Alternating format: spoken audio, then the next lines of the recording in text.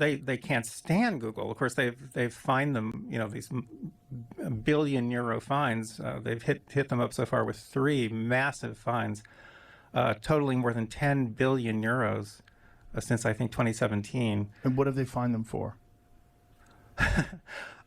Well, bias in search results. How about that? That's the first big fine. So this is Brussels. And why doesn't the United States implement some sort of a similar punishment? Because Google owns the United States. I mean, there's an antitrust action right now in progress against Google, and it's the attorney generals, I believe, from every single state in the United States except California. Because the attorney general of California, his main supporter is Google. Google's based in California. So it's so crazy that they have this massive antitrust action in progress, and the AG of California is staying out of it. Ooh. Yeah. His name is Becerra, I think. But the point is that we're talking about light touch regulation. That could actually be done. It could be enacted by the European Union. I've spoken in Brussels. I've talked to people there. That's the kind of thing they could do. And if they did it, it would affect Google worldwide. And you would end up with thousands of very good search engines, but each aiming at niche audiences. And doesn't that sound like the world of media, the world you're in? Yeah. And it doesn't seem like this would bankrupt Google. Oh, no, not at all. No, they still make massive amounts of profit. Absolutely. And it would fall in line with Don't Be Evil. Well, the fact is that depending on who the leadership is at any point in time at Google, they might look at that idea and say, hey, look, this would be great for us. Really? Sure. But don't you think that any self-regulatory move like that would set up possible future regulatory moves? Like, wouldn't they want to resist any kind of regulations for as long as they possibly can? But if they thought that they were going to be attacked in some worse way and that this is a way out. 9 months ago, I testified and provided evidence to the subcommittee about the existence of a censorship industrial complex, a network of government agencies, including the Department of Homeland Security, government contractors, and big tech media platforms that conspired to censor ordinary Americans and elected officials alike for holding disfavored views. I regret to inform the subcommittee today that the scope, power, and law-breaking of the censorship industrial complex are even worse than we had realized back in March.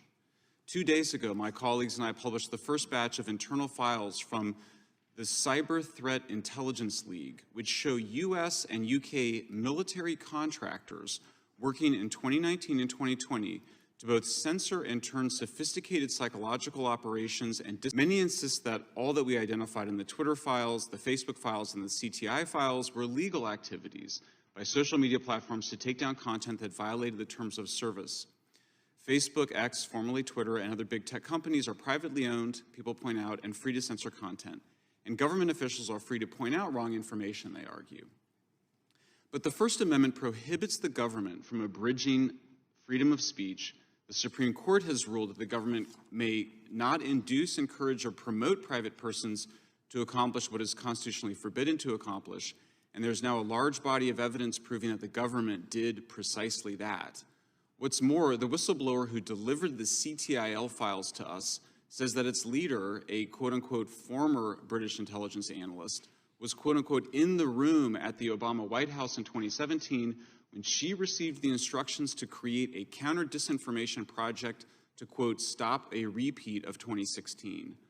The U.S. Department of Homeland Security's Cybersecurity and Information Security Agency, CISA, has been the center of gravity for much of the censorship, with the National Science Foundation financing the development of censorship and disinformation tools, and other federal government agencies playing a supportive role. Emails from CISA's NGO and social media partners show that CISA created the Election Integrity Partnership, EIP, in 2020, which involved the Stanford Internet Observatory and other U.S. government contractors. EIP and its successor, the Virality Project, urged Twitter, Facebook, and other platforms to censor social media posts by ordinary citizens and elected officials alike. EIP reported that they had a 75% response rate from the platforms, and that 35% of the URLs that they reported were either removed, labeled, or throttled or soft blocked. In 2020, the Department of Homeland Security, CISA, violated the First Amendment and interfered in the election, while in 2021, CISA and the White House violated the First Amendment and undermined America's response to the COVID pandemic by demanding that Facebook and Twitter censor content that Facebook itself said was, quote unquote, often true, including about vaccine side effects. All of this is profoundly un-American. One's commitment to free speech means nothing if it does not extend to your political enemies.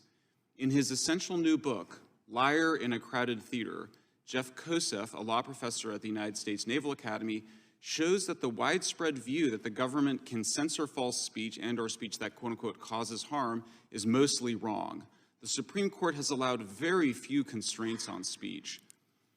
For example, the test of incitement to violence remains its immediacy. I encourage Congress to defund and dismantle the government organizations involved in censorship. That includes phasing out all funding for the National Science Foundation's Track F, Trust and Authenticity in Communication Systems, and its Secure and Trustworthy Cyberspace track. I would also encourage Congress to abolish CISA in DHS. Short of taking those steps, I would encourage significant guardrails and oversight to prevent such censorship from happening again.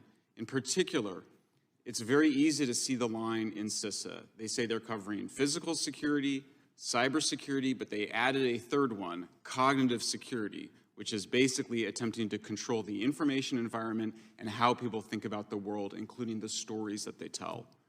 Finally, I would encourage Congress to consider making Section 230 liability protections contingent upon social media platforms known in the law as interactive computer services to allow adult users to moderate our own legal content through filters that we choose and whose algorithms are transparent to all of us.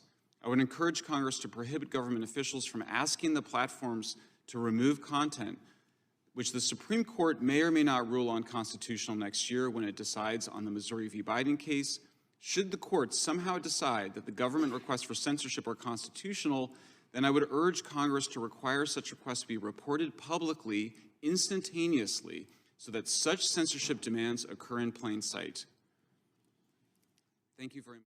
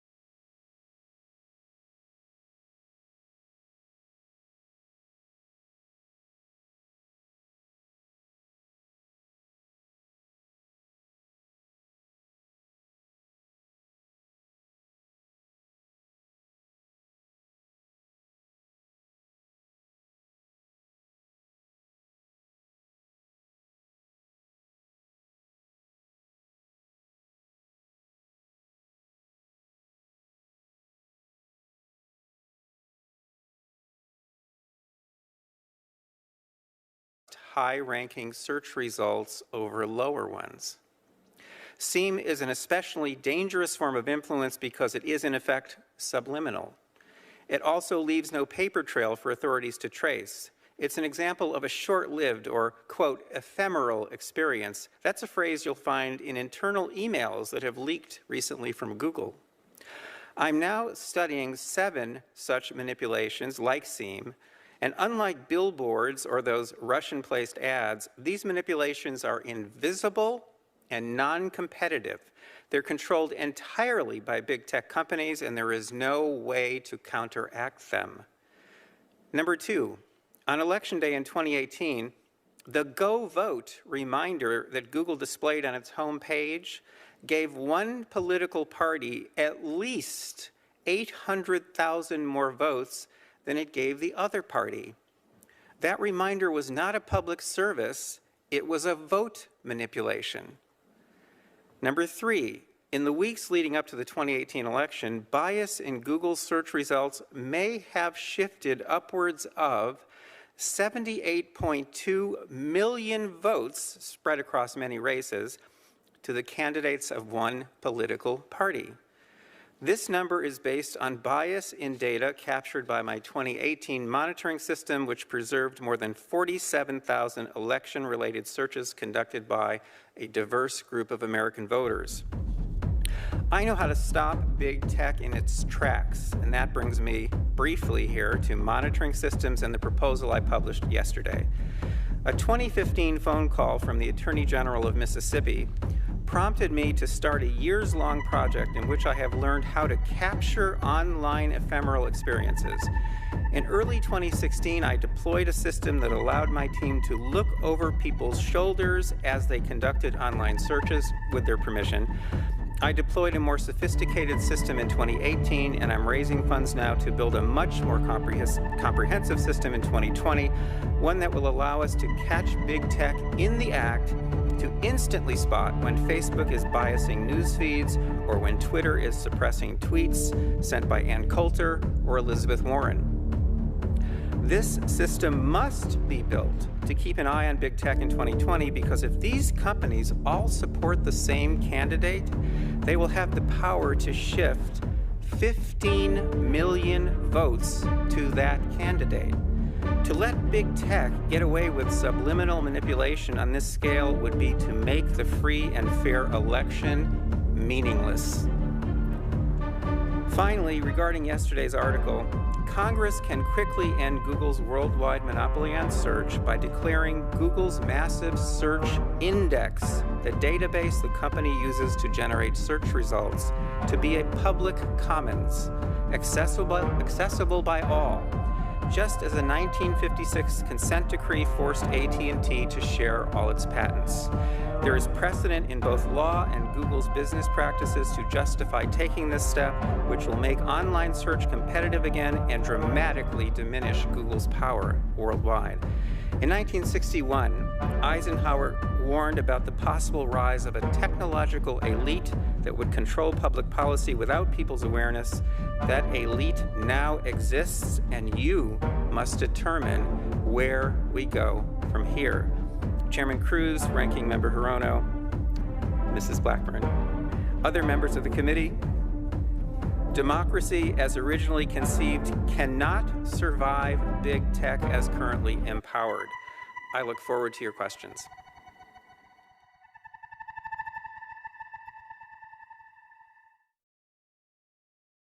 Right.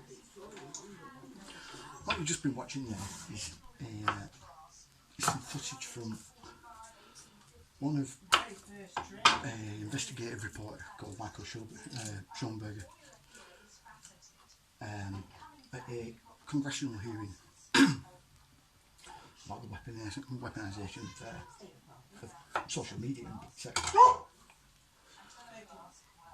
And that's all social media, all forms of it. The revelations that have come out are quite alarming, to say the least. How the government's intelligence services and the big tech organisations were all colluding together to suppress certain individuals' content, or outright ban it altogether. This has been going on for a long while, pre-2020. In fact, since before, even before 2016, when Trump was running for election. This has been a long-running, ongoing thing,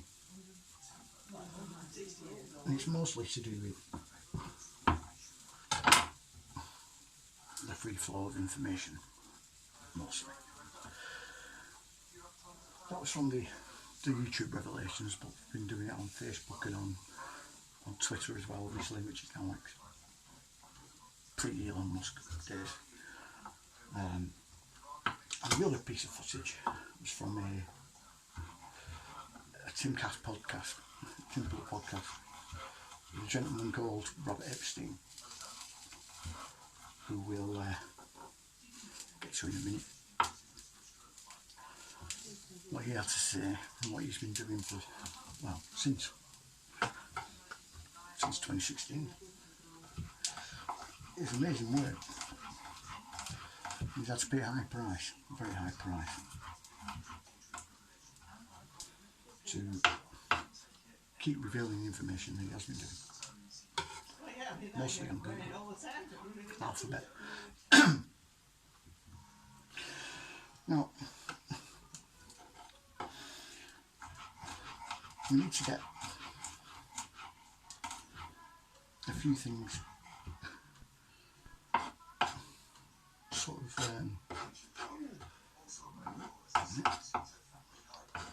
sort of established first. Most of you will know all this already, but for those that don't, essentially all the big tech organisations, that being Amazon, Microsoft, Alphabet, as I mentioned, Facebook, which is now Meta, X, are all military contractors. The past several years, after I lay down in bed in my 1700 single-piece pajama suit and my nightcap with the fuzzy pom-pom on top, I have trouble falling asleep because I'm plagued by the thought, what if the big tech corporations that essentially control our lives, what if they are not fully owned by the CIA? God forbid they have some tiny modicum of independence in which they don't just fawn over every air bubble that excretes out of the bodily orifices of the monster that is the Central Intelligence Agency. That's my worry every night, as I'm sure it was also the worry of every one of you. Well, the answer is finally here. We no longer have to fret that the tech giants are free from impenetrable CIA and military influence. In a story that has received essentially a TV news blackout, the CIA has awarded a secret multi-billion-dollar cloud contract to 5 companies: Amazon Web Services, Microsoft, Google, Oracle, and IBM. Meaning, those companies are now indebted to the CIA to the tune of billions of dollars. Meaning, in case this isn't sinking in yet, that they would never do something that might even slightly annoy the CIA, because it would threaten the billions of dollars gravy train that they have coming their way. And I mean literally coming. The CIA is skeeting billions of dollars at the big tech giants. Which begs the question, why is it called a gravy train? That sounds pretty fucking naughty, doesn't it? That's where you get most of the money from, most of the funding. Should be another of the quick clips that you've just seen going into I think it's League Camp. Going into the amount of money that these big tech organisations have been paid, not just for the cloud services, but for AI and everything else in general.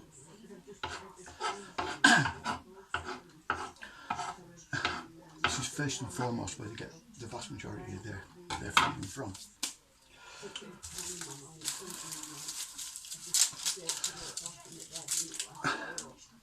Out of all the different sort of deceptive practices, the manipulation of social media and of the internet in general has been among the most subtle, I think, for a long while, until it became a bit blatant over the past 4 years. But it's also one of the least understood. With some of the techniques being even less understood or known about.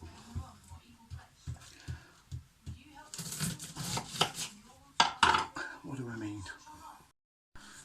On the background now, you should be seeing some papers that were, some research papers on research that was conducted by the Wallenberg Foundation.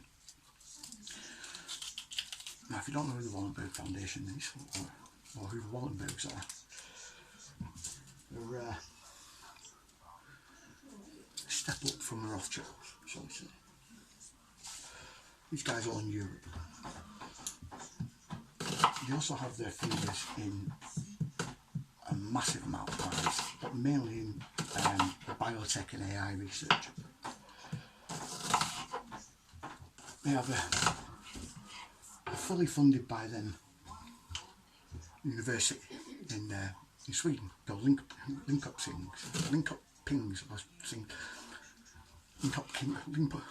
I'll put it across the bottom. And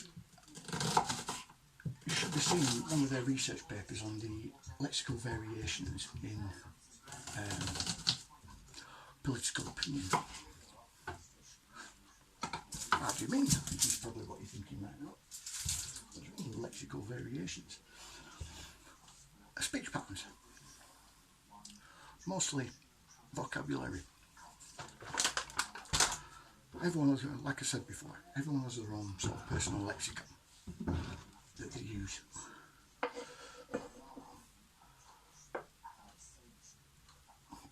And will stick to. And this includes in the written sort of language as well. Now,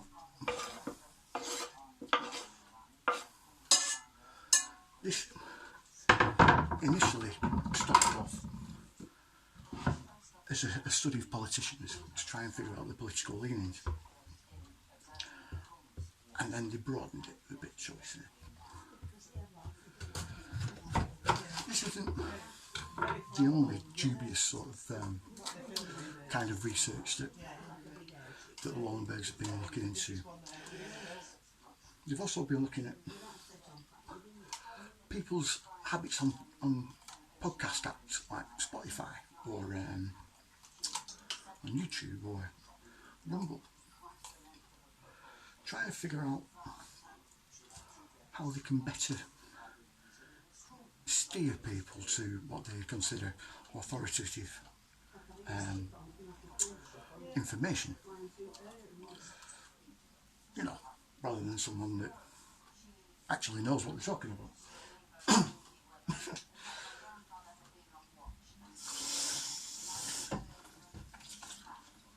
These studies have been going on a long time. And not just Spotify, not just looking at Spotify and your podcast habits, but all sorts in general to do with your online behaviour. To see how they can manipulate it. And in what ways control it. Now, let's take YouTube as an example. How do they control someone's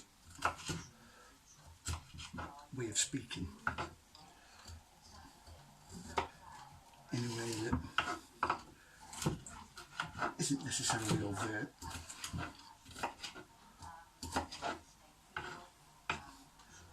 And in a lot of ways is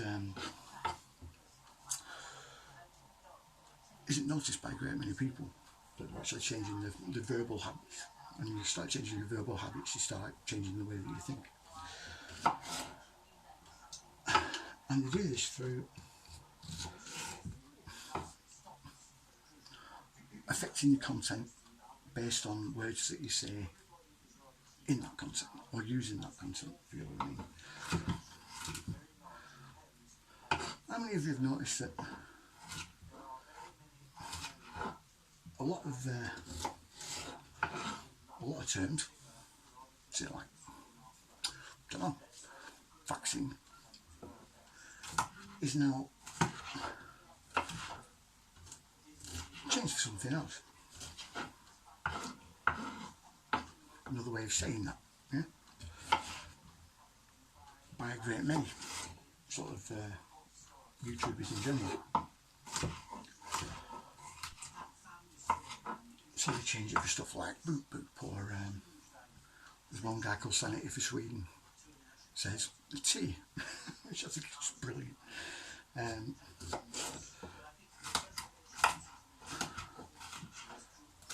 Or they just outright bleep it. And this is because of the tactics that YouTubers employed, not just algorithmically, but also in the way that they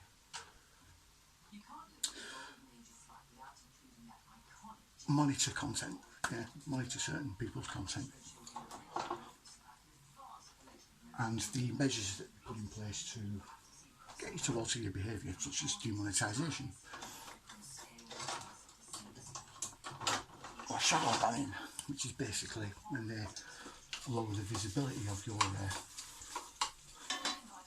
video or whatever. There's also quarantining, which before Mr. Robinson was put under that measure,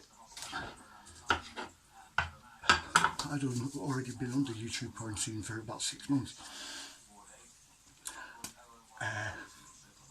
for information that I was talking about surrounding Brexit and the Mays, Theresa and her husband Philip,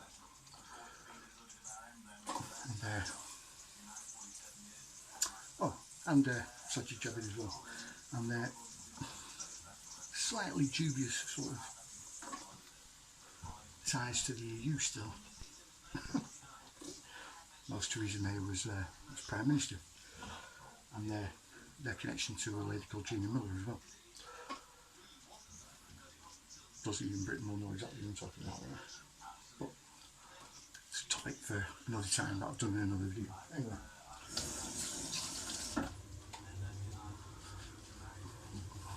What this means, YouTube quarantining, is basically only people who can find, who have the link to your channel, can find your channel, or the links to your videos can find those videos.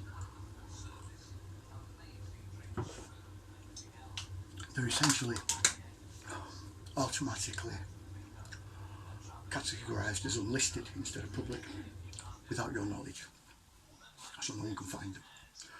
They also do something else as well, which is very sneaky to stop you from growing your channel, and that's when you go to share channel link, they kind of give you a fake link a lot. It did that to me for ages. I think from my third video onwards, I was essentially just slammed under quarantine. Anyway, that's one tactic. There's also other ones. Now I'm going to use my stats as an example here, because I know it's been done to me, but I've talked to many a content creator and they essentially said the same thing. They skim your views, your view counts, they'll count them as well at a certain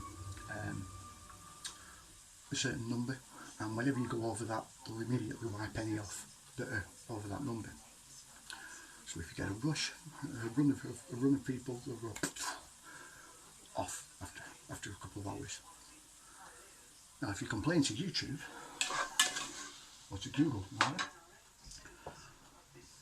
telling them what's going on, they'll basically say, well, it gets rid of fake views at the end of the day. Oh, sorry, fake what? Fake views. How do you work them out then? And how come it does it 2 hours after? We won't answer that question. As you can see here, over a 3-day period, rather than my view count going up, it goes down. Pay careful attention to the dates on each of these pictures, and you'll notice it dropping by roughly 10 or 20% each time. And that's a psychological technique to make you despondent and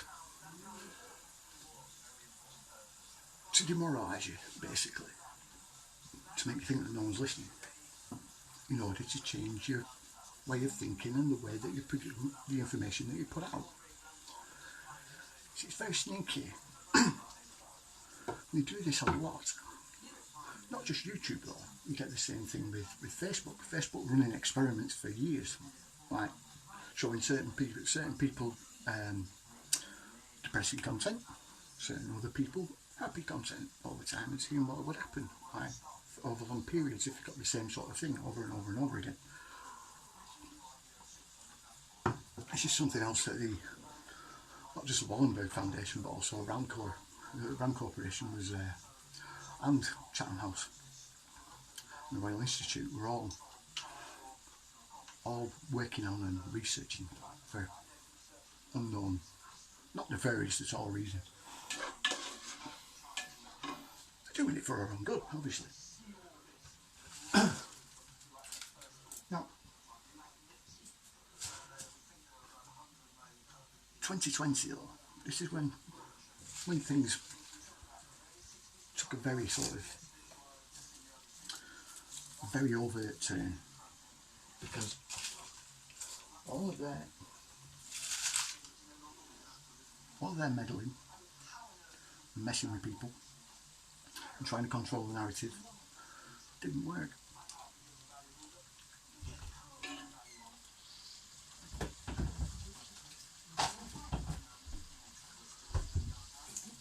It began failing miserably.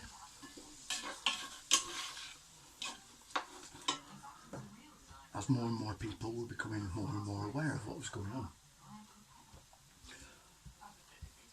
Particularly when they started censoring doctors.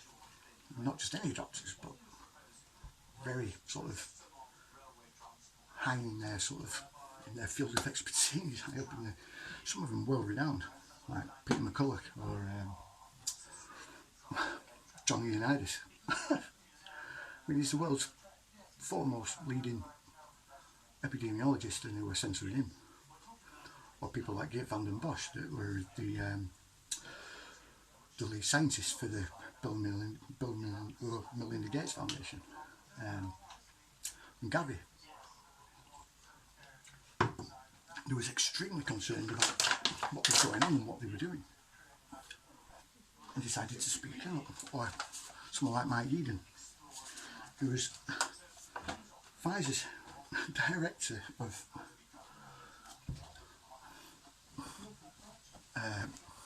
allergy and respiratory research for Pfizer. He developed countless amounts of drugs for Pfizer, and when he retired, saw what was going on, he too was a bit worried. He was getting censored. And that's just a couple of examples. So they had to start employing tactics that they wouldn't normally use. Now we all know about the 70 cent. Like I said before, they're like the the civilian wing of outfits like the NCSC, yeah? The National Cyber Security Centre, yeah, in GCHQ, formerly Gollum. which was the GCHQ Office of Live Online Monitoring. That's Colin Stones.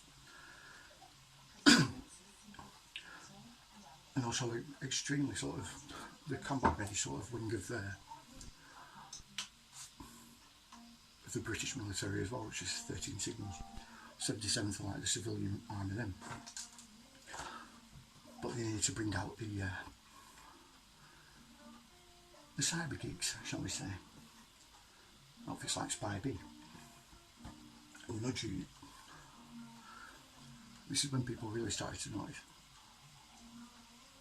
and become a bit sort of antsy about it all.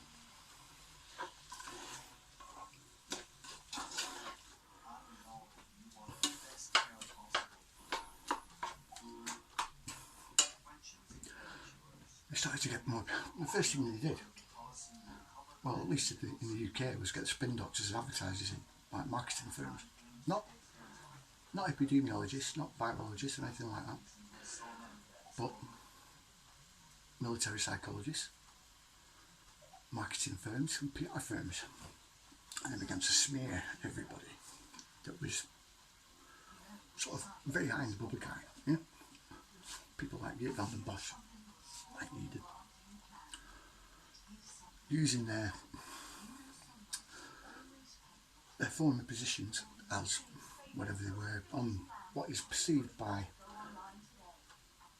the alternative research field as the enemy, their former position there against them.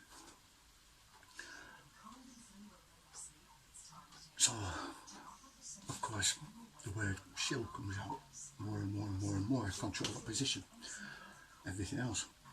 These people that control opposition, they're not shills either.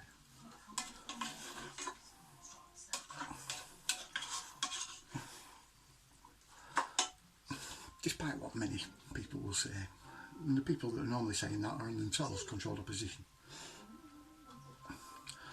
Believe me, I think I've shown you enough information now for you to realise that that is the case. It's not nice to hear, is it? But it's true. Just because you've trusted someone for years, right? They've been in this sphere for a long time.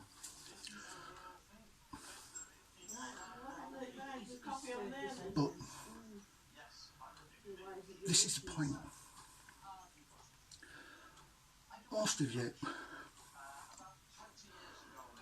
Most people in this game, I've said this before, haven't got the faintest idea of what an actual control position is, or how it works, or what they do. I've also stated before that our little sphere, the alternative research side of things, was set up by them, for them, to use us to make their narratives.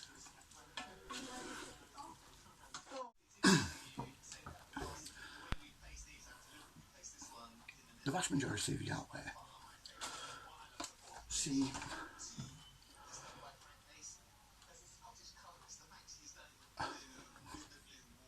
controlled opposition as something that's very overt, that you'll be able to tell pretty much straight away. They'll have a differing opinion to the one that you've developed yourself a lot of the time, which makes them automatically a shill, particularly around stuff like Flat Earth or anti-Semitism is another one, or germ theory, vaccines. Very sort of specialised, a lot of the time, very sort of specialised fields that, on the one hand, have very little evidence that will convince the other side, and is very often a core belief of an individual, especially with doctors, with regards to the germ theory issue, where they have a great deal of training over many years to ingrain it into their heads, and then the more you ingrain that belief, the more you ingrain that information, the more it becomes a core belief of your actual identity. Yeah?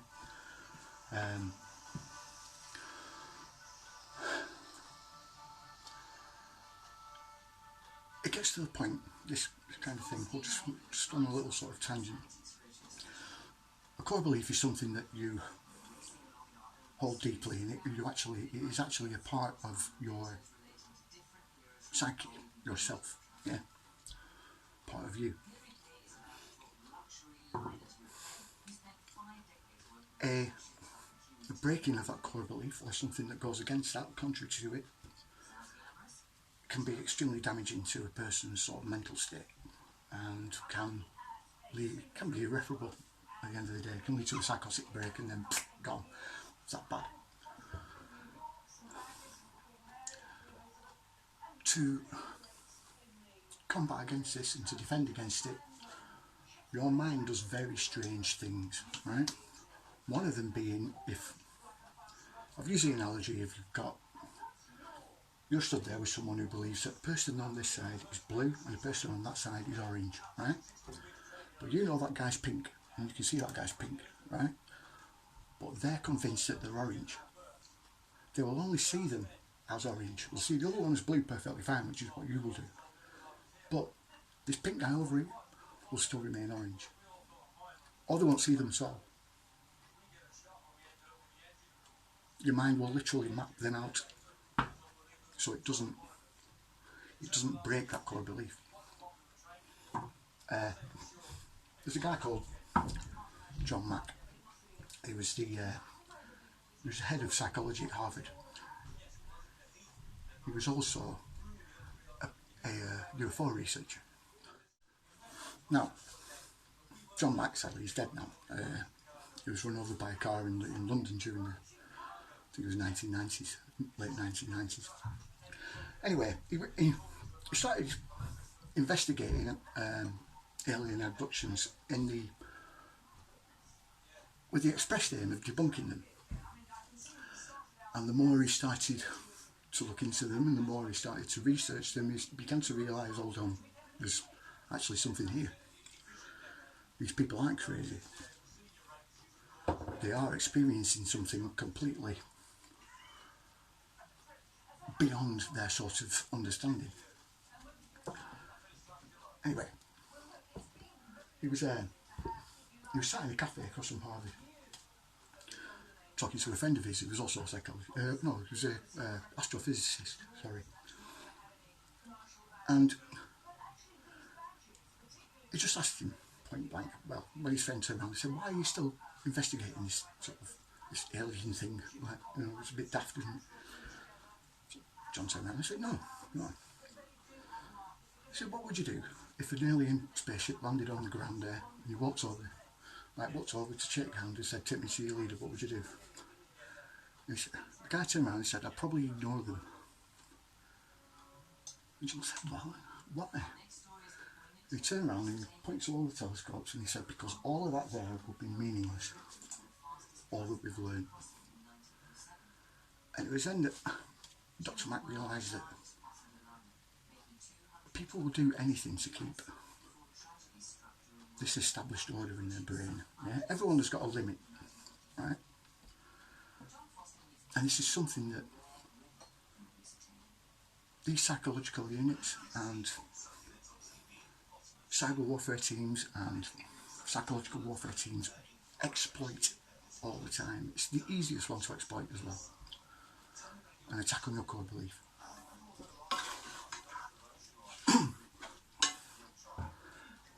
And they do this various ways. Social media is one, right? How they manipulate social media. They'll make the algorithm only pick certain information that either strokes your ego or gives you some sort of confirmation bias that this is what is actually true. Or they will just hammer you with information that is completely contrary to what you believe. So then you have to look away and go elsewhere to get that confirmation bias back.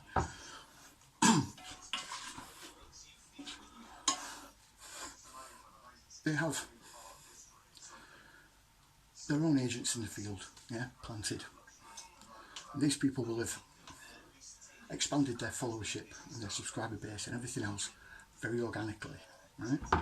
They have to, because otherwise they'll be identified very easily, right? The vast majority of time, a real controlled opposition will speak a great deal of truth a lot of the time. They're allowed to sort of talk about certain subjects up to a point, yeah? They never go past that. But it's all truthful. I have a saying that those of you that watch me for a while will know instantly, so sit with me. The system is based around one equation, one concept, this entire system. And it's 95% truth, 10% lies. Now most of you go, what? That's 105%. No, it's not. You see,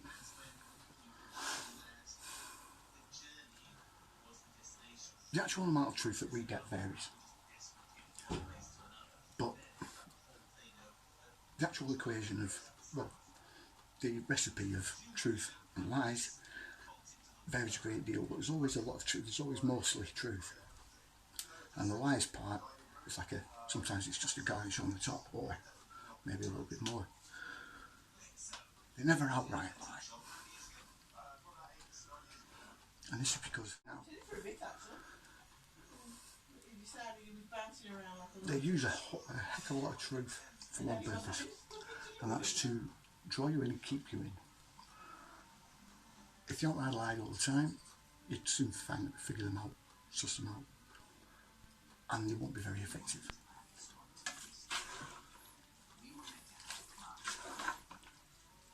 So you have to use a lot of truth, and this is because people like me or other people around have a habit of verifying them, verifying what they're saying. And it's those people that they're targeting rather than the immediate sort of followership that they get, people that are enamoured by them or easily suggestible. It's the ones that aren't, the ones that will verify that they are targeted.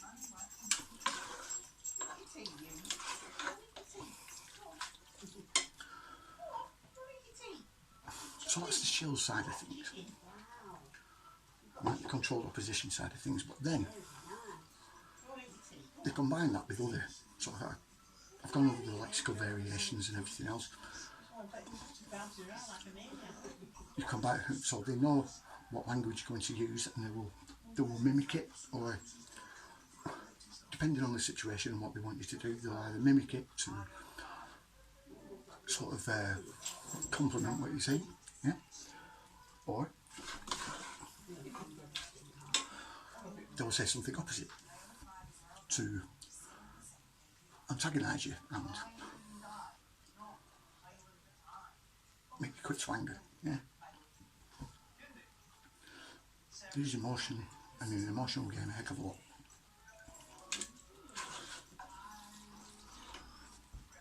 And these are the more overt sort of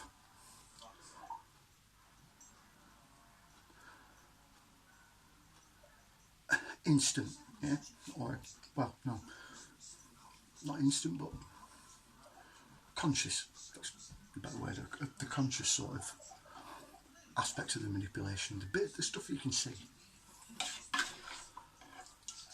Now I mentioned Robert Epstein at the beginning, showed a video of him as well. This guy used to work for Google as a data analyst, and he's retired now, but he started noticing something in 2016 that alarmed him, and it was again to do with the manipulation of mainly Google, but this is, and the search engine in particular, yeah, the search engines, not their other sort of hobbies, shall we say, like YouTube or sort of the one here. We've got the hands in all sorts of AI and everything else, but It was more to do with the search engine and the manipulation of the search engine. Now this is extremely subtle, extremely subtle. Almost to the point where it's undetectable, and it's more aimed at your subconscious. Yeah. Whenever you look around the room or just walk outside or anything like that, it's not just your peripheral, sort of what's in front of your eyes. It gets taken in by your brain. It's everything around that. Yeah. So even logos that are sort of off the peripheral over here will affect the way that you're thinking. Yeah.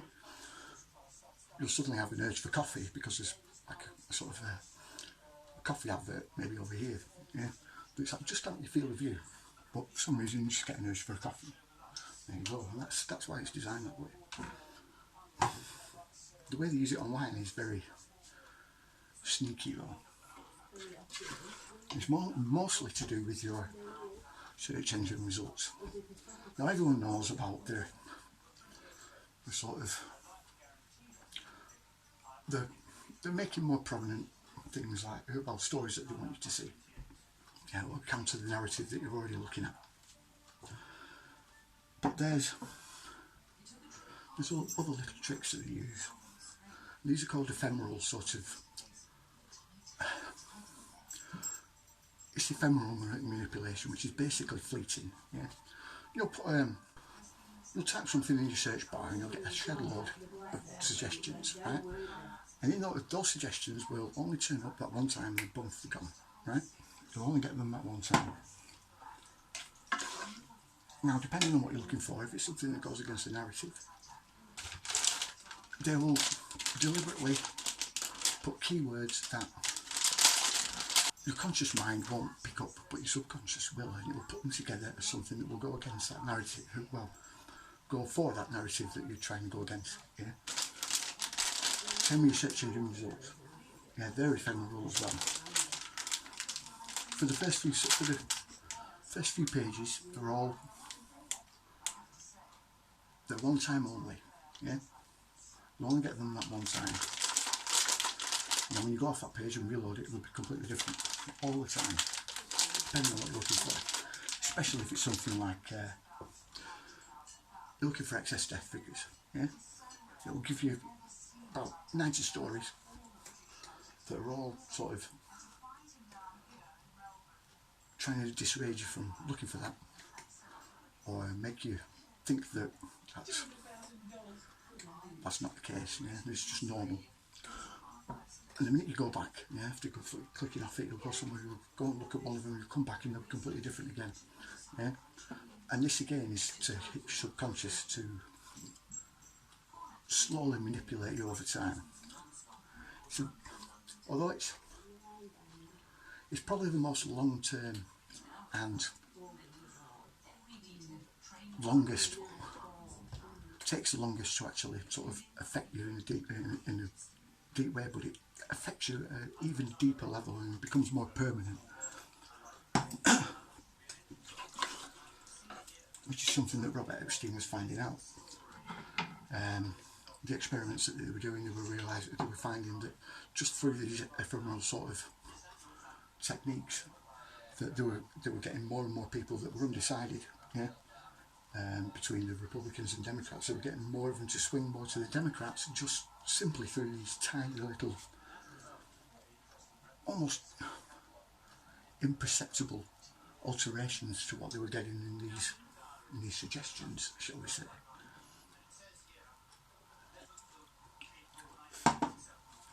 Now, they use this in combination with these controlled opposition, who, like I said, speak a great deal of truth the vast majority of the time. It's only when there's some sort of an event that they need the public to be steered in a certain direction, particularly us, because we discredit truthful information by the very fact that we're talking about it, the vast majority of the time. And it's never outright lies. It's always, again, subtle, like the ephemeral sort of thing. Subtle changes here and there, change to someone's name, a date, maybe a figure, yeah, a statistic, yeah, just a tiny change to that can alter the way someone thinks and then leads off with that information to steer them in a completely different direction, just from a tiny little alteration. This is something they're very good at. I mean, I've explained this before in countless videos.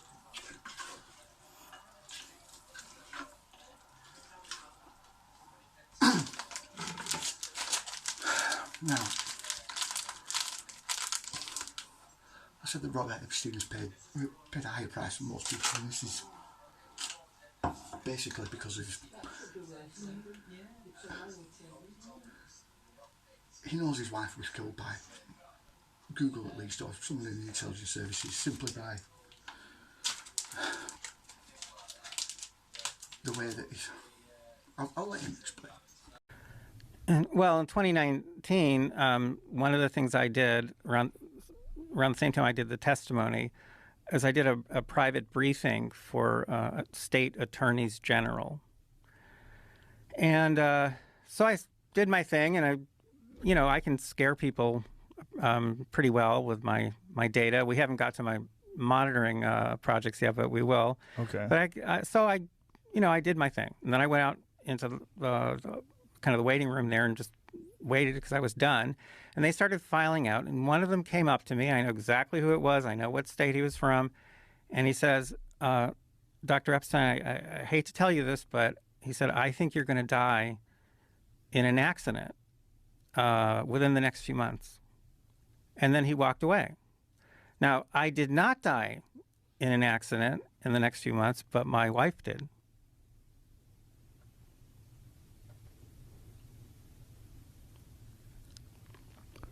Really? Yeah. So when this person said that to you, what does this person do? What? He's an attorney general of a state. And why did he say that to you? Because he was concerned. He thought I was pissing people off who had a lot of power, and that they wouldn't like that.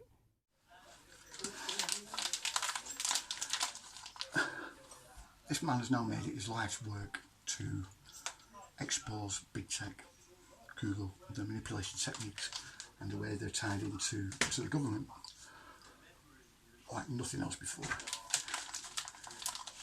He's extremely driven now. So we say what they did didn't really have the desired effect. Kind of made him a lot worse and a bigger problem for him.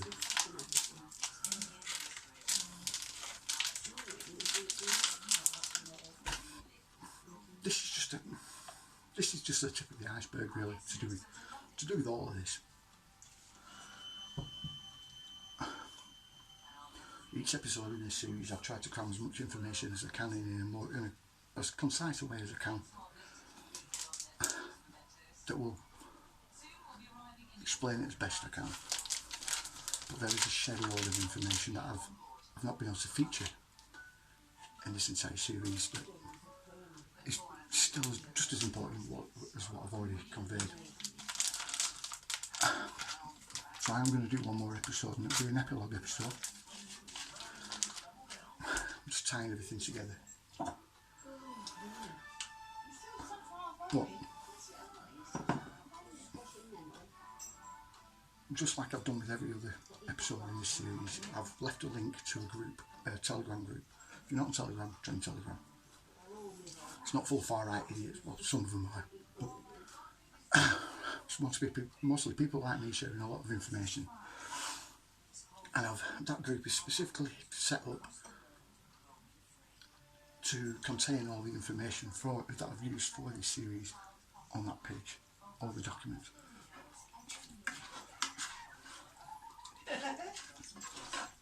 Like I said, I've only given you the tip of the iceberg here, and there's so much that perhaps I should have covered, but the bits that I've touched on seem more important. But I advise looking in that, you'll find a wealth of information. Anyway, other than that, hope you enjoyed what you see. And join me for my last episode in the series next, well, at the end of the month. Anyway, thanks for watching. Like, share, subscribe, you know the drill. I'll see you later. Control the ranking of the search results. They can control people's opinions, purchases, votes.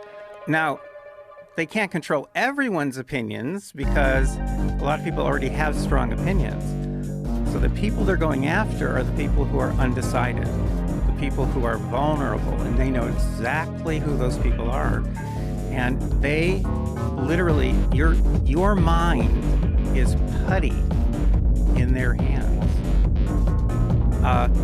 So you should never ever use Google or any other S&M product, like Amazon Alexa is an S&M product, or the Google Home device, or Android phones. Android phones are bad. An Android phone is an S&M device. It's always listening. It's always recording. Android phones are always recording you?